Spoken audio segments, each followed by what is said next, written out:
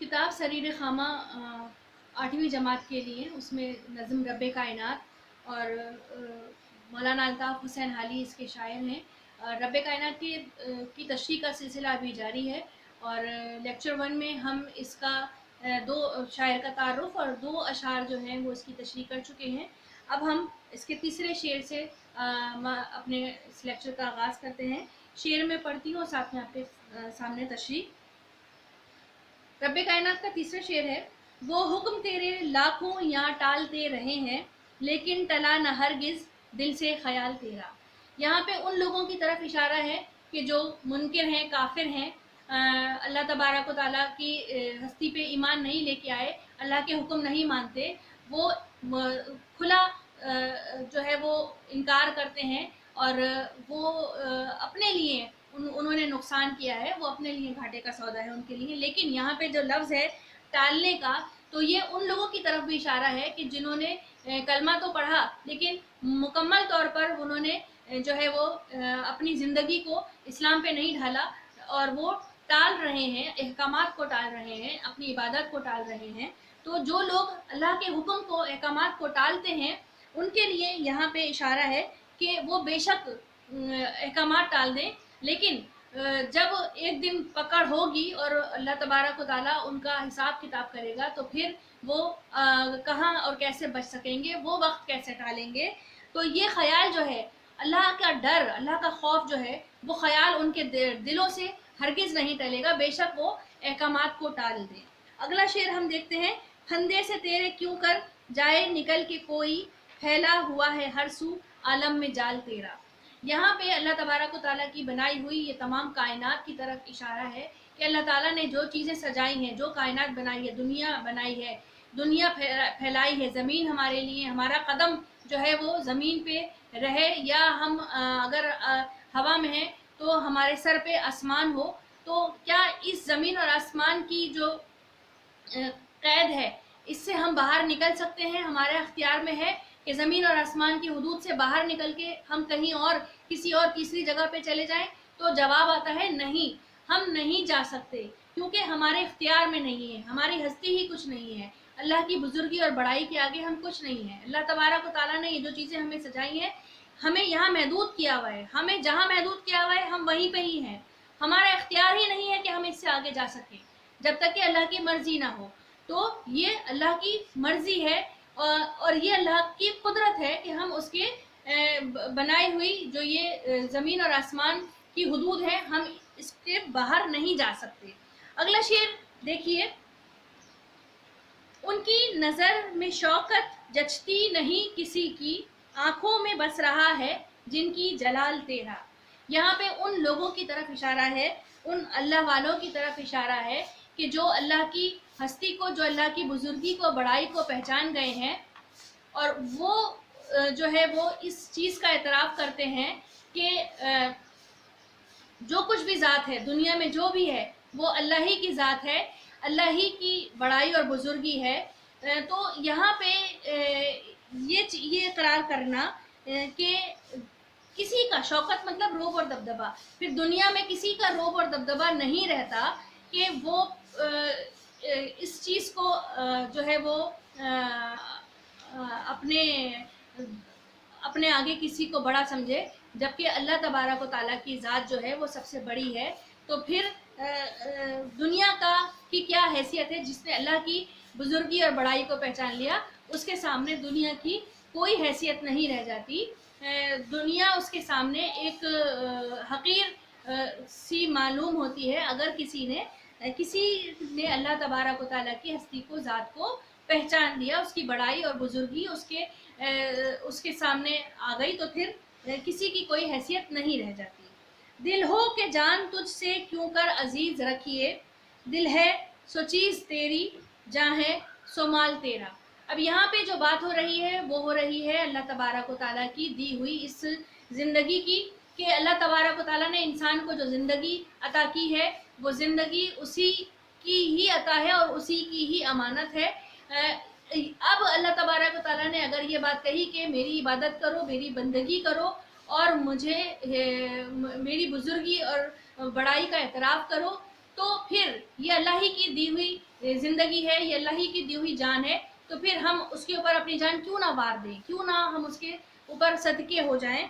तो जो चीज़ अल्लाह ने दी है वो उसी की है और उसी का इख्तियार है, उसी की ही हुक्मरानी, उसी ही की बादशाहत मेरे दिल के ऊपर रहेगी, उसी की हुक्मरानी मेरे दिल पे रहेगी। और अगर किसी ने के दिल पे अल्लाह की हुक्मरानी रही तो फिर उसने अपनी आखिरत संवार ली, उसने अपनी जन्नत बना ली। ये सोचने की बात है। ये अगर हम कर गुजरे तो फिर हमारे जो ज़िंदगी का मकसद है वो हम पा लें। आखिरी शेर की तरफ चलते हैं और आखिरी शेर जो है वो अमूमन मक्ता कहलाया जाता है। मक्ता वो शेर होता है जिसमें शायर अपना शायर अपना तखल्लुस बयान करता है।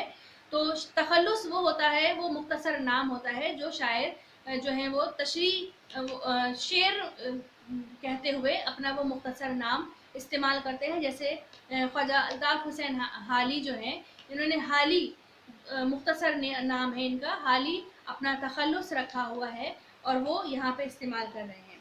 बेगानगी में हाली ये रंग आशनाई, सुन सुन के सर धुनेंगे काल अहले हाल तेरा। अब यहाँ पे ये अपनी इस नज़म की तरफ रब्बे कायनात जो है इसकी तरफ इशारा करके हुए कह रहे हैं कि मैंने क्या खूब अशार कहे हैं, किस तरह खूबसूरती से अल्लाह की बड़ाई बयान की है। ये अपनी इस नज़म की बड़ाई बयान कर रहे हैं, ये इस नज़म की खूबसूरती बयान कर रहे हैं कि कितने शायरों ने जो है वो अल्लाह की बड़ाई और बुजुर्गी बयान की, लेकिन जो मैंने की तो ये मेरा नाम जो है ये लोगों में मेरी पहचान का बाइस बनेगी ये नज़म।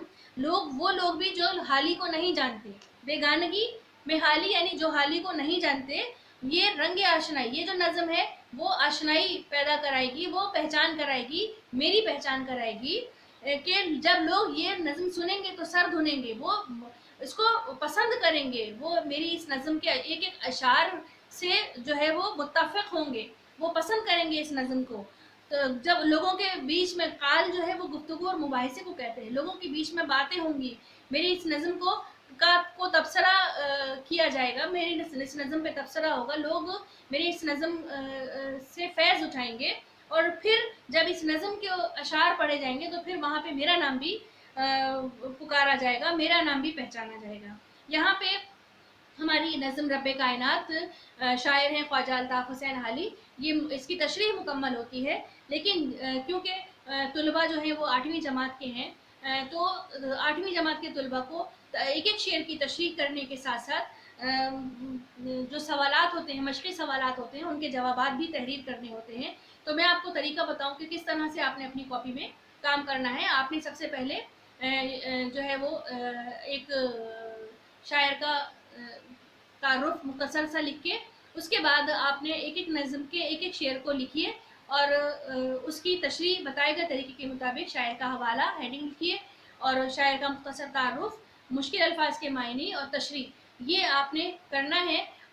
हर एक शेर की अलग अलग तशरीह करके आपने उसके बाद आ जाना है अपने मशक़ी सवालात की तरफ। जब आप मशक़ी सवालात की तरफ आते हैं तो सवाल नंबर 1 में आपको 4 सवाल मिलेंगे, जिनके जो जवाब हैं वो इस लेक्चर में ही, आप वीडियो देखिए, इस लेक्चर में ही आपको इन तमाम सवालात के जवाबात बहुत आसानी से मिल जाएंगे, जिनको आपने अपने अल्फाज में लिखना है। उसके बाद सवाल नंबर 2 है, उसमें हम जो है वो जुमले बनाएंगे।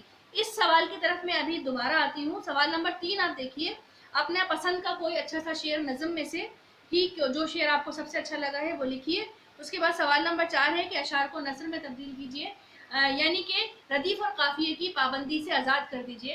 आप अपने अल्फाज में शेर पढ़िए और उसको आसान से अल्फाज में नस्र में तहरीर कर दीजिए उसी लाइन में।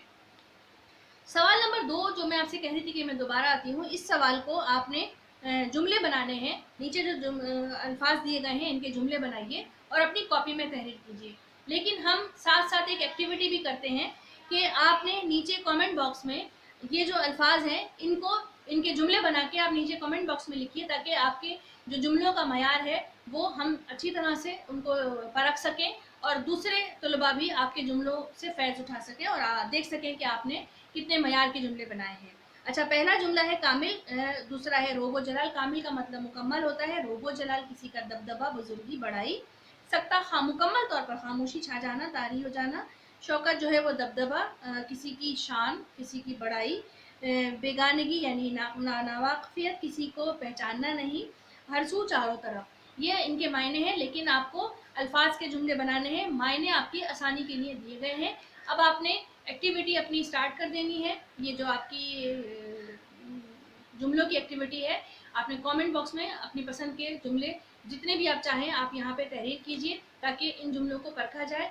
उम्मीद है आप इस तरह की ये जो ऑनलाइन क्लास है इससे आप फैज़याब हुए होंगे, और आपने इस तरीक़े को भी अच्छी तरह से समझा होगा और पसंद किया होगा। हमारी कोशिश है कि आपके लिए आसानियाँ पैदा करें और आपकी पढ़ाई के सिलसिले को जारी रखें। तो आप मज़ीद जो सरीर ख़ामा की मज़ीद असबाक हैं उनके लेक्चर का इंतज़ार कीजिए, और जब तक आप इस एक्टिविटी को मुकम्मल कीजिए, इस काम को मुकम्मल कीजिए, ताकि आपके लिए मज़ीद नया काम आप तक पहुंचाया जा सके। जब तक के लिए हमें इजाज़त दीजिए। अल्लाह हाफ़िज़।